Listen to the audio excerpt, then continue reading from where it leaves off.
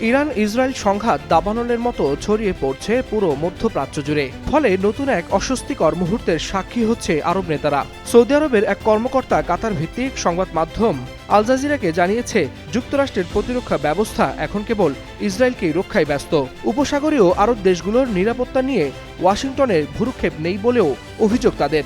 অথচ এই দেশগুলোতেই রয়েছে মার্কিন সামরিক ঘাঁটি। ফলে একের পর এক ইরানি পাল্টা হামলায় নিজেদের নিরাপত্তা নিয়ে উদ্বিগ্ন রিয়াদ। সৌদি কর্মকর্তার ভাষায়, আরবদের ফেলে ইসরায়েলকে বাঁচাতে মরিয়া আমেরিকা।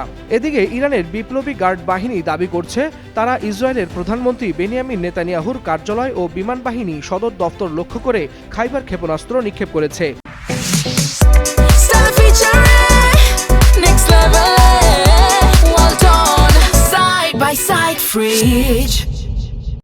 তবে এসব দাবির সত্যতা নিশ্চিত করা যায়নি। বিশ্লেষকরা বলছেন, এই উত্তেজনা শুধু তেল আবিব নয়, পুরো আরব বিশ্বকেই অনিশ্চয়তার মুখে ঠেলে দিচ্ছে।